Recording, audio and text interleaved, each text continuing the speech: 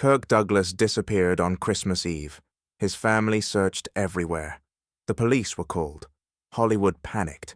They found him at midnight, standing behind a soup counter at a homeless shelter, serving dinner to a man he didn't recognize.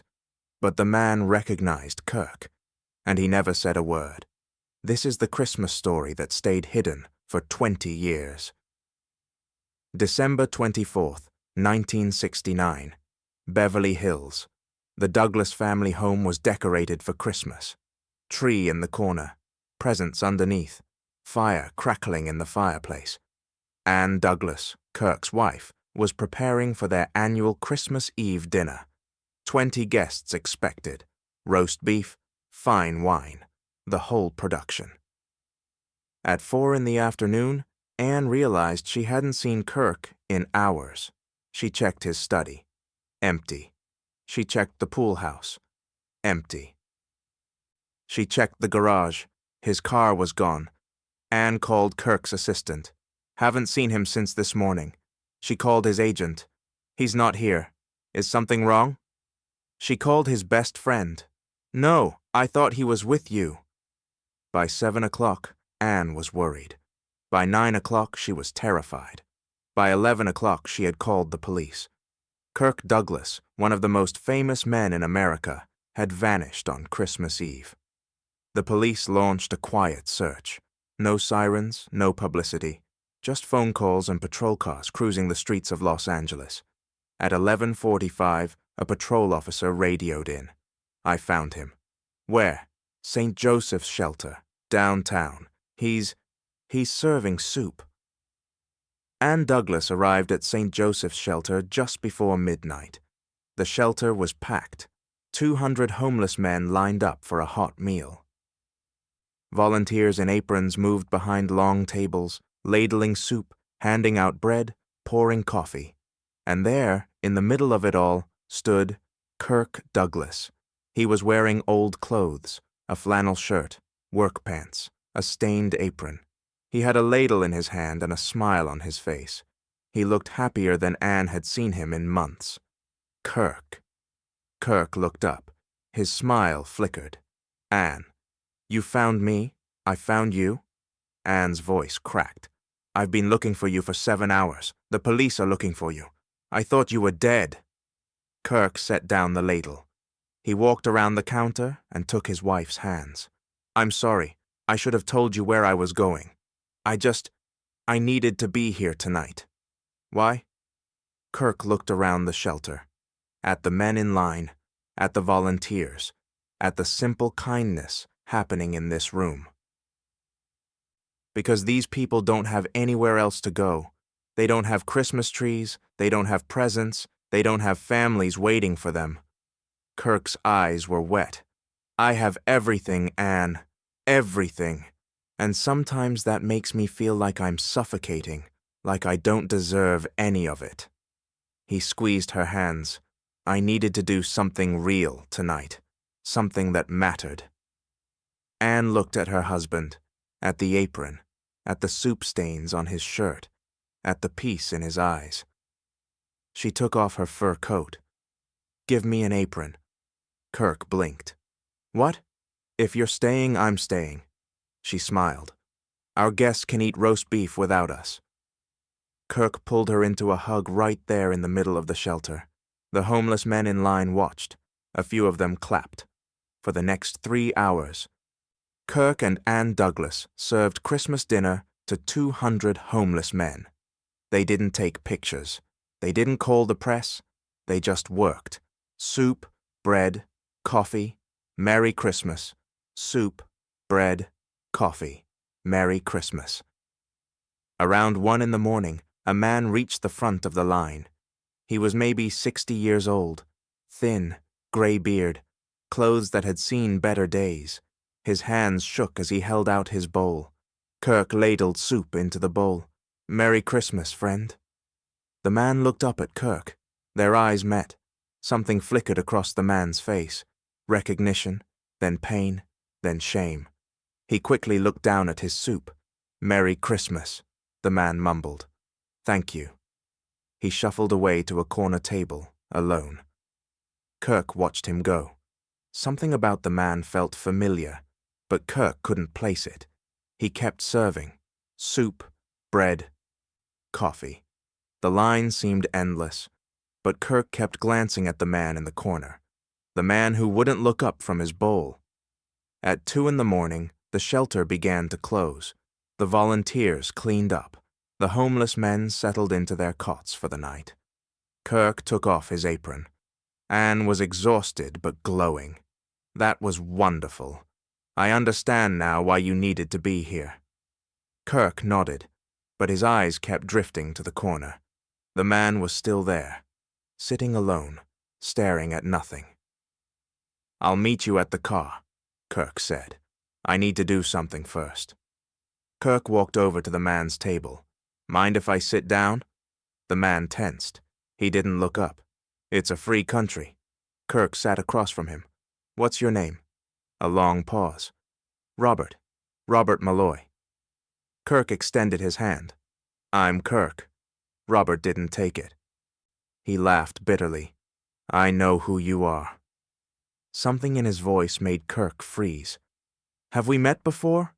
Robert finally looked up. His eyes were red, tired, full of something Kirk couldn't identify. "You don't remember me," Robert said. "Why would you? I was nobody." Kirk leaned forward. "Tell me."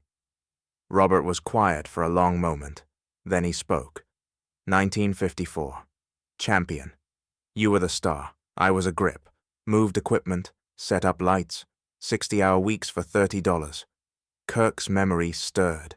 Champion. His breakthrough film. The one that made him a star. One day, Robert continued, a light rig fell. I pushed a camera operator out of the way. The rig hit me instead. Broke my back. Kirk's breath caught. Robert kept talking. His voice was flat, empty. The studio paid my hospital bills. Then they fired me. Said I was a liability. Couldn't work anymore. Couldn't lift. Couldn't do anything. Robert looked at Kirk. I had a wife, a daughter. Lost them both. Couldn't provide. Wife left. Took my little girl. Haven't seen them in 12 years. Kirk felt sick. I ended up here, Robert said. On the streets. Shelters when I'm lucky. Doorways when I'm not. Robert smiled. It was the saddest smile Kirk had ever seen. And then tonight, Christmas Eve, Kirk Douglas walks in to serve me soup. The star of the movie that ruined my life. Kirk couldn't speak. Robert shook his head. Don't feel bad. It wasn't your fault. You didn't drop that light rig. You didn't fire me. You probably never even knew my name. He looked at Kirk. You were just a face on the screen. The guy who made it. The guy who got everything I lost. Kirk found his voice. Robert. Why didn't you say something when I served you? Why didn't you tell me who you were? Robert laughed. And say what? Hey, Kirk, remember me? The cripple from your old movie? Can you spare some change? He shook his head. I've got nothing, Mr. Douglas. No pride, no dignity, nothing. But I couldn't beg from you. Not you. Not the guy from Champion. Kirk sat in silence for a long moment. Then he did something Robert didn't expect. He took off his watch. A Rolex. Worth more than Robert had seen in 20 years. He placed it on the table. Robert stared at it. What are you doing? Kirk reached into his pocket, pulled out his wallet, took out every bill inside. $300. Put it next to the watch. Mr. Douglas, I can't. You're not begging, Kirk said. I'm giving. There's a difference. Kirk leaned closer. I didn't know about the accident. I didn't know what happened to you. But I know now, and I'm not going to pretend I don't. Kirk pulled out a business card. This is my office. Monday morning, 9 o'clock. Be there. Robert stared at the card. Why? Because you saved a man's life on my film, and the studio threw you away for it. Kirk's jaw tightened. That's not right. That was never right. And I'm going to fix it. Robert's hands trembled as he took the card. Mr. Douglas, I'm nobody. I'm a bum. I sleep in shelters. Why would you help me?" Kirk stood up.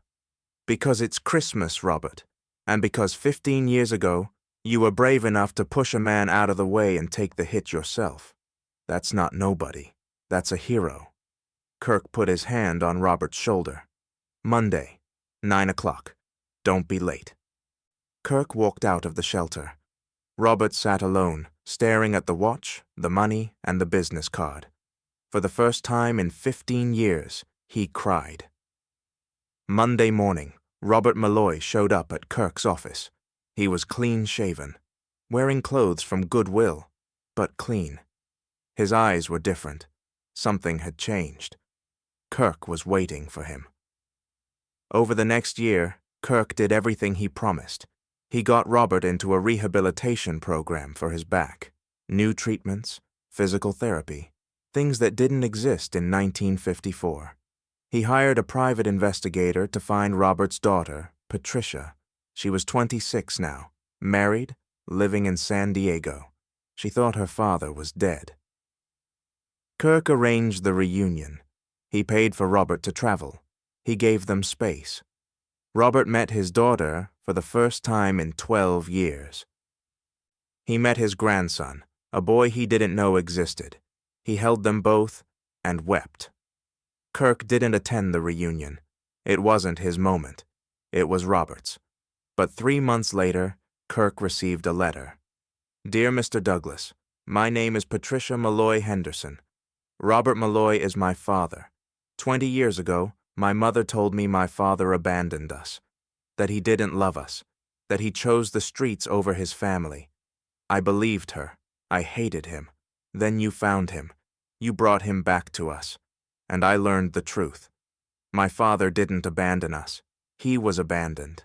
By the studio, by the system, by everyone who should have helped him. He spent 15 years on the streets, and he never stopped loving me. He kept a picture of me in his pocket the whole time. Faded, torn, but he kept it. I have my father back, because of you. My son has a grandfather because of you. On Christmas Eve 1969, you served my father soup. You didn't know who he was. You didn't owe him anything. But you saw him. You stopped. You asked his name. That's all it took. Just seeing him. My father says you gave him back his dignity that night. Before the job, before the money, before finding us.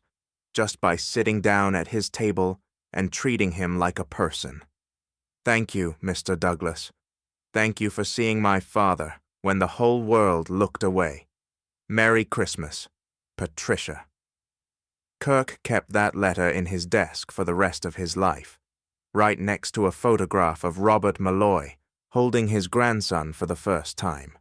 And sometimes, if you look closely at the old photographs from Hollywood's golden age, you can still see it. Not the fame, not the awards, but the look in a man's eyes when he chose principle over comfort. Kirk Douglas played tough guys on screen, but off-screen, he was tougher. In an industry built on pretending, his courage was the only real thing that lasted. Is there a moment in your life where you wish someone had stood up for you? Or a moment where you stood up for someone else? Hollywood has many secrets, but these are the ones worth telling. If you want to know the real stories, the ones they didn't put in the magazines, you're in the right place. We are peeling back the curtain on the man who never bent. If this story moved you, hit that like button and subscribe to Kirk Douglas, the man who never bent. We are just getting started. There are stories about Bert, about Spartacus, and about the moments that defined a legend. You don't want to miss what's coming next. Leave a comment below. What would you have done in Kirk's position? I'll see you in the next video. Never bend.